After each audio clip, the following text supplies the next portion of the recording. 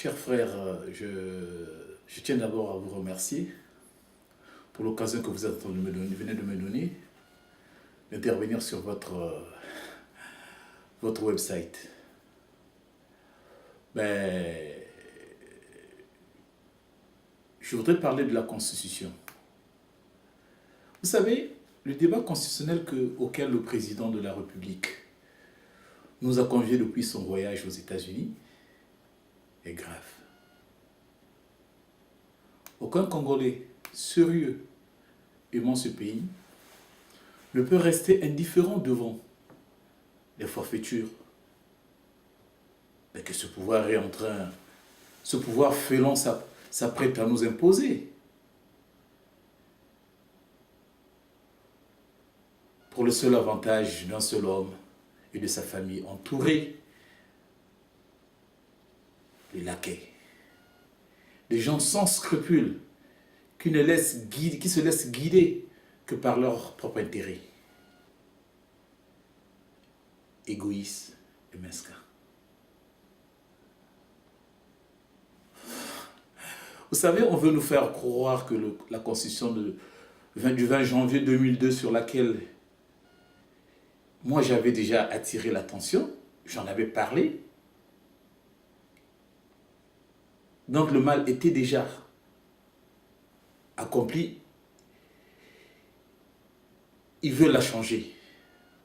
Donner au peuple congolais une constitution qui nous permettra un meilleur développement socio-économique. Mais c'est quoi cette histoire? C'est pas vrai.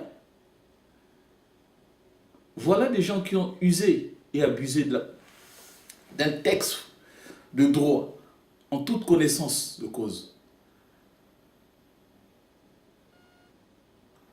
À présent que les principaux bénéficiaires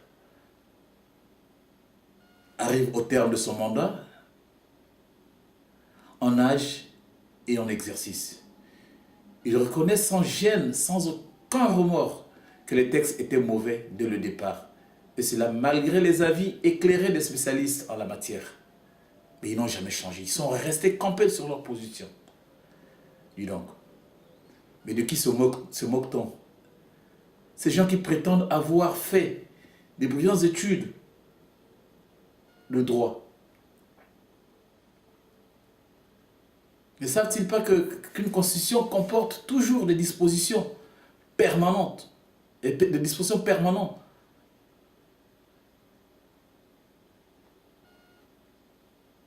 qui peut permettre de l'adapter aux circonstances nouvelles.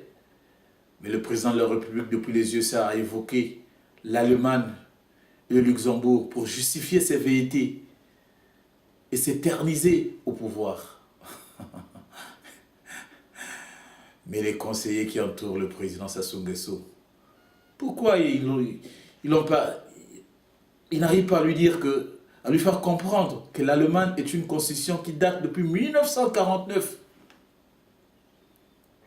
et que malgré l'unification, on n'a pas changé de constitution. Mais les Allemands ont adopté leur gouvernance aux nouvelles circonstances à travers une loi constitutionnelle tirée de la constitution existante. Voilà comment ils ont procédé. Mais expliquez-lui que l'article 86, dont le libellé dit « Le président de la République peut, après consultation du président des deux chambres du Parlement, soumettre au référendum tout projet de loi portant sur l'organisation de pouvoirs publics, les garanties des droits et libertés fondamentaux, l'action économique et sociale de l'État, ou tendant à autoriser la rectification d'un trait. La rectification d'un traité, je veux dire. Lui permettant d'adapter notre loi fondamentale aux circonstances qu'il trouve nouveau. Mais, excusez-moi, un ministre a parlé de la nécessité de prendre en compte les handicapés physiques. Peut-être qu'il croit que qui ne sont pas compris dans le terme citoyen qui vise la Constitution. Mais en français facile, ce texte veut dire que si vous considérez que la Constitution ne correspond plus aux réalités que vous visiez au départ, vous pouvez toujours par le moyen d'une loi, puisque vous vous êtes attribué la majorité absolue au Parlement, mettre en œuvre les dispositifs de l'article 86 de la Constitution.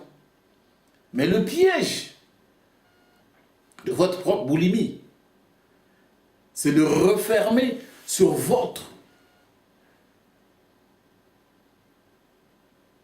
vos moyens, les moyens constitutionnels pour faire tous les aménagements voulus. Faites donc.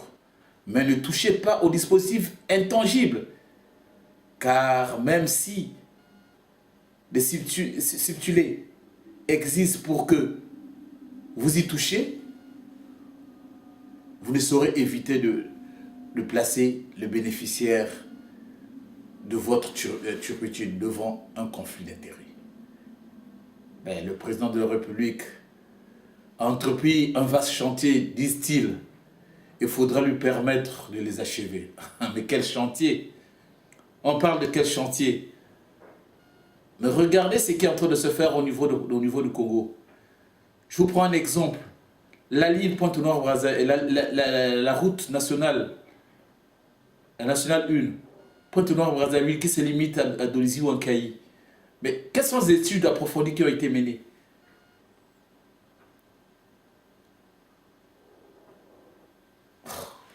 Mais nous sommes dans quel pays ça? Mais ça se passe au Congo. S'il en est ainsi, qu'il suive le conseil de son ami, le professeur Mélin. Le professeur Mélin l'a bien conseillé. Savoir que s'il veut sortir de là-haut, il n'a qu'à accepter. Il n'a qu'à accepter l'alternance. Qu'il attend que son mandat finisse en 2016, qu'il part.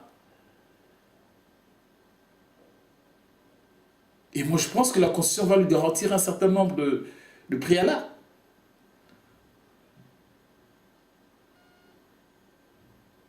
Mais écoutez, tout ce qui est en train de se passer au niveau de Brazzaville, moi, je pense que c'est du pipeau.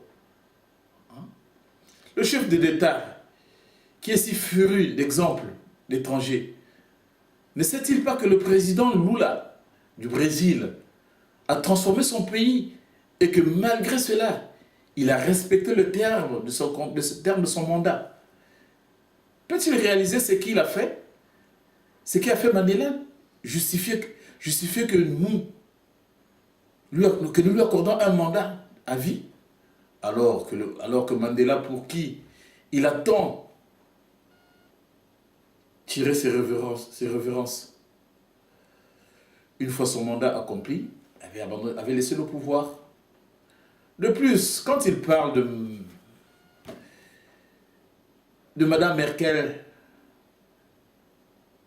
et des Juncker, mais ce sont des premiers ministres. Ils ne sont pas des chefs de gouvernement. Ils ne sont que des chefs de gouvernement plutôt. Par le fait de leur majorité parlementaire, leurs mandats en ces circonstances ne sont pas limités. Mais le président de la République a un mandat de 2 ans. Et a un mandat de 2 ans, renouvelable, une seule fois en Allemagne. Peut-être le président Sassou voulait-il devoir devenir Premier ministre comme l'a fait Poutine. Mais c'est un peu difficile au Congo. Et de toute manière, même pour permettre en œuvrant les dispositifs de l'article 86, il nous faut passer par un référendum. Or, la classe politique, y compris l'opposition dite modérée, conteste le dernier recensement. Nous n'avons donc pas un corps électoral fiable. Le président de la République des USA, aux États-Unis, a invoqué le référendum. Nous demandons à la communauté internationale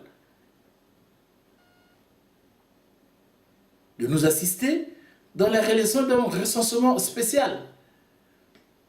qui nous présentera un corps électoral fiable, susceptible de cautionner une votation incontestable. Changer la Constitution dans l'intérêt du pays. Voilà ce que disent les gens du PCT. Selon lui, il s'agit du débat pour changer la Constitution, pas pour qu'un président, par une volonté de puissance, veuille changer la Constitution pour lui. Mais le pays, pour que les institutions progressent, n'a pas besoin de tout ça. À quoi nous sommes en train d'assister actuellement? Mais des agressions. Nous sommes en train d'assister à des agressions des militants et les militants de l'opposition et les responsables. Le pouvoir veut créer une psychose au niveau de la population pour faire éviter les possibilités de rassemblement. Cela démontre que le pouvoir fait preuve de nervosité et de manque d'arguments afin de justifier une nouvelle violence de la Constitution pour faire abstention coûte que coûte à un troisième mandat à M. Sassou Nguesso. C'est pour cela que nous disons non au changement. Non à la modification de la Constitution. M. Sassou va respecter son mandat jusqu'à ce ça va arriver à terme. En 2016, M. Sassou, l'âge ne lui permettra plus de se présenter. Il va accomplir ces 2 mandats et il se débarrasse de ses responsabilités présidentielles. Voilà, à partir de là, nous allons procéder à une démarche démocratique. Qu'est-ce que nous recherchons aujourd'hui? Mais c'est cette démocratie que nous sommes en train de rechercher. Mais le Congolais a goûté la démocratie.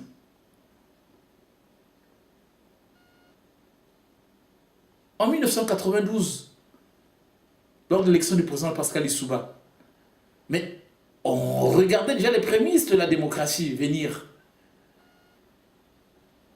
Mais c'est à quoi on est en train de vivre actuellement, ce n'est pas la même chose. L'opposition n'a pas accès aux médias au Congo. Les journalistes sont tabassés, arrêtés, violés. Mais on est dans quel pays? Comment voulez-vous que les choses puissent marcher? Comment voulez-vous parler de la démocratie?